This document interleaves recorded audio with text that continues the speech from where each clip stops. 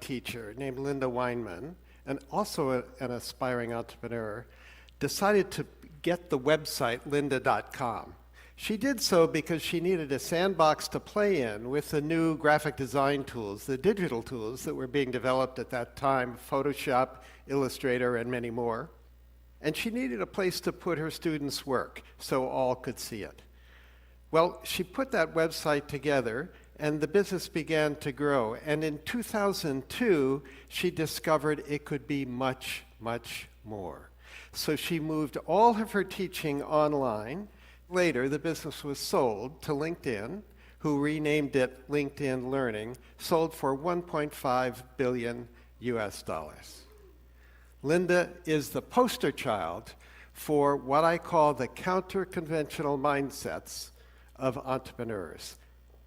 So I want to tell you about these mindsets today, and here we go. So number one, why do I call them counter-conventional? Well, first, these 6 mindsets run counter to the best practices, as we call them, that are done in big companies today. They fly in the face of much of what we teach at London Business School and other business schools about strategy, about marketing, about risk, and about much more. Now, you might say, John, what do you mean by mindset? A mindset, of course, is up here, right? It's those things, attitudes, habits, thoughts, mental inclination, which, when something comes our way, predetermines the response we make to that something that comes our way. And those somethings, as we entrepreneurs call them, are opportunities. So I want to tell you about these 6 mindsets, and the first one I call Yes, We Can. Now, B-School Strategy 101 says the following: what we're supposed to do in a company is stick to our knitting. We've got to figure out what we're really good at. We call them core competencies, and we've got to build on them, invest in them, nurture them, make them more robust. And if somebody comes along and says, can you do something different that's outside of that, what are we supposed to say? No, I'm sorry, we don't do that around here. Well, a Brazilian entrepreneur named Arnold Correa built a wonderful business that today is called Atmo Digital by disregarding those rules. He had already reinvented his business twice to become a major provider of event management and production services. When one of his customers said to him, you know, I have 260 stores scattered all around Brazil, and Brazil is a big country, and I like to be able to broadcast training and motivational events to the stores in real time. So Arnold, could we put televisions in the training room of all my stores, and could we build a satellite uplink so we can send all this wonderful stuff to the stores? So what did he say? He said, yes, we could do that, even though he knew nothing about satellite technology, had never operated outside Sao Paulo, but he got it done. Then several years later, some of his other customers, one of them in particular, Walmart, said, well, you know, it's nice that we have all of these television screens in the back room of the store, but wouldn't it be cool if we had them on the sales floor, because then we could run advertising. So when the customer walks down the aisle for detergent, perhaps there's an ad for Procter & Gamble's detergent in that aisle. And what did Arnold say to that request? Yes, we can do that. Over a period of years, Arnold reinvented his business fundamentally 4 different times by saying when a customer wanted something new that lay outside his core competencies, yes, we can. The second one I want to tell you about, I call problem first, not product first logic. So in big companies today, it's all about the products. So when I'm in the US, my family and I have used Tide for many years to wash our clothes. And we get a chuckle every now and then because we can tell a new brand manager has come along, because what happens? They change the product, right? They take the blue speckles out of it and turn them green. And they call it new improved. Is this innovation, guys? I'm not so sure. Coca-Cola, what is there? There was classic Coke, and then there was new Coke. That didn't work out too well. Then there was Diet Coke, and Coke Zero, and Vanilla Coke, and Cherry Coke, lots of Cokes. I don't think this is what innovation is all about. But for entrepreneurs, we don't focus on products, we focus on problems. So a guy named Jonathan Thorne, developed a technology that did something very useful. This instrument you see in front of you is called a surgical forceps. It's the tool that almost every surgeon in any kind of medical discipline uses to do his or her work. But there's a problem with these surgical forceps. They stick to human tissue. So imagine you're having a facelift and the plastic surgeon is doing the final touches, but the tissue sticks to the forceps. Maybe it's not going to look quite as good as it was supposed to look. And maybe the plastic surgeon's going to get a little frustrated and it's going to take longer to do the work. And John said, you know, that's a problem I think I can solve with a new silver-nickel alloy that he had developed. Well, it turned out the business didn't grow very fast, focusing on plastic surgeons. So he said, I wonder if there's another surgical specialty that has an even bigger problem that I could solve. And he discovered one, and it's neurosurgeons. And neurosurgeons work in two places on our bodies, in our spines and in our brain. So I hope you never have brain surgery, and I hope I never have it. But if they have to take a little tumor out, I hope the forceps don't stick to some other tissues, because I kind of want to keep all the brain cells I can, right? John Thorne built a fantastic business, sold it some years later to Stryker. Stryker is very happy. John and his investors are very happy too. Why? Because John focused on solving problems, not on thinking about products. The next one, I call it think narrow, not broad. Like John Thorne, an entrepreneur I'm going to tell you about focused on a problem, but thought very narrowly about a target market. But the big company wisdom doesn't want narrow target markets. It wants big target markets, right? Because you've got to move the needle. Why would a big company mess around with something small? But like John Thorne, Philip Knight and Bill Bowerman, when they founded Nike, a company we all know very well today, had identified a problem, but it was a problem that a very narrow target market had.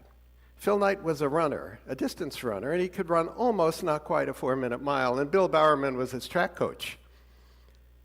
And there's a problem with their shoes, because running shoes in those days were really made for sprinters, and when sprinters train, they run around a track. It's a nice, smooth track. But distance runners don't run around tracks. Where do they run?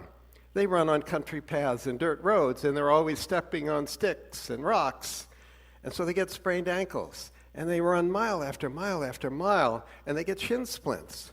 Well, Knight and Bowerman said, we need better shoes, shoes that are made especially for distance runners, especially elite distance runners who really train a whole lot.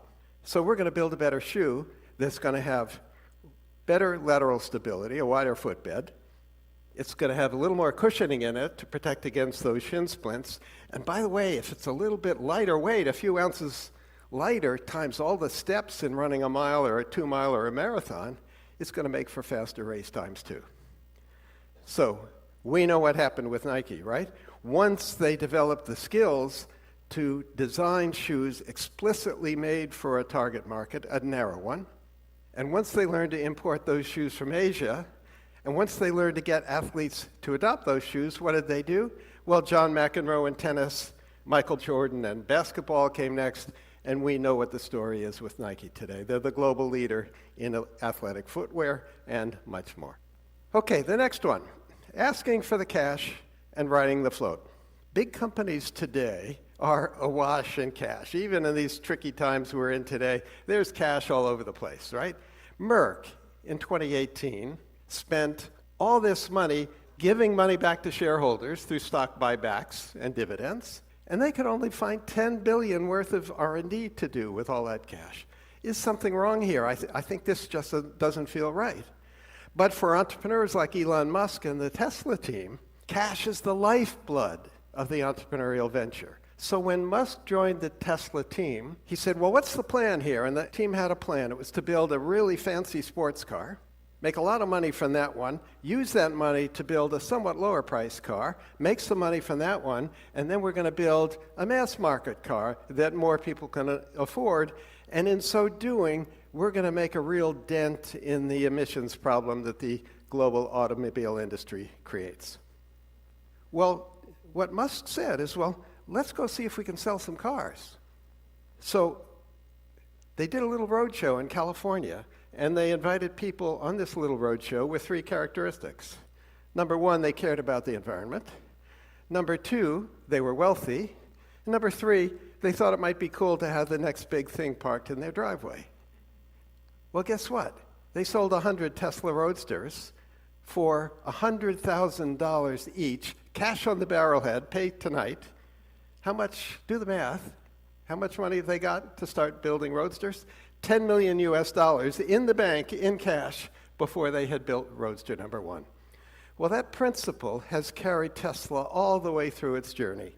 So when they introduced the Model 3 several years ago, nearly 500,000 consumers put down deposits of $1,000 each. Do that math, 500,000 consumers, $1,000 each, $500 million in the bank, in cash, with which to begin doing the engineering, build the tooling, fit out the factory, and more. Wouldn't you like to build your entrepreneurial venture with that kind of business model? Okay, the next one. I call it beg, borrow, but please don't steal. In B-School Finance, we teach our students how to analyze whether a project's any good. So you figure out how much investment you have to do, and then you figure out what the cash flows are going to be going forward year after year after year for 5 years or 10 years or whatever. And then you ask yourself, well, is that return on that investment sufficient? And if the ROI is good enough, then you do the project. That's the idea. But for Tristram Mayhew and Rebecca Mayhew, his wife, who built a wonderful business in the UK called Go Ape, a treetop adventure business, they didn't think that way at all. They said, well, we want to build a treetop adventure business here in the UK. They'd seen one in France that they liked on a vacation. So where can we get some trees? Well, who's got trees in the UK? Well, it turns out the UK Forestry Commission has trees in the UK, lots of them, in all these Forestry Commission sites. And the Forestry Commission was very interested in increasing their visitor count. Well, what better way to increase their visitor count than to have a Go Ape treetop adventure course on their land?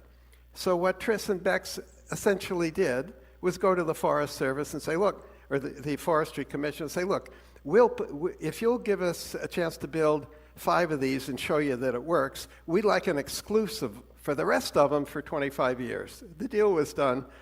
Today there are more than 30 Go Ape adventure sites across the UK. There are a whole bunch of them in the US. And how did that happen? Because they borrowed most of the assets they needed. They borrowed the trees, they borrowed the loos, they borrowed the parking lots, all that stuff. All they had to do was put their kid on the trees. Pretty cool. Now, entrepreneurs and permission are kind of like oil and water. If you're an entrepreneur, you kind of know that, right? But in a big company today, if you want to get something new done, something entrepreneurial, something that's maybe a little different than the norm, you've got to pass it through the lawyers first, because there are a lot of regulations everywhere, and you don't want to do something that's going to land a top exec in jail. So it's really hard to get a yes answer to doing something that's new and innovative, and it takes a long time, but it's really easy to get a no. For entrepreneurs, however, like Travis Kalanick and Garrett Camp, who founded Uber, do you think they would have been wise to ask the permission of the San Francisco regulators, can we start a taxi company without any taxis? No, maybe not, right? Because had they asked, what do you think the regulators would have said? There's no way you're going to do that. That's going to threaten the current taxi industry, right? So entrepreneurs don't ask permission. They just get on with it. Now, I don't condone many of the things that Uber did along the journey, many of them unethical, some of them probably illegal. But the principle of entrepreneurs just getting on with it when the regulations are perhaps ambiguous or haven't sort of considered what could be done today digitally, that's when you get on with it. Okay, so I want to close with 4 questions for you. Question number 1. Which of these mindsets are embodied in you today? Maybe 1 or 2 of them already. Question number 2. Which of the others can you learn? Are these learnable? I think they are. Question number 3. Can you teach these to somebody you work with who has some challenges for which these mindsets might help?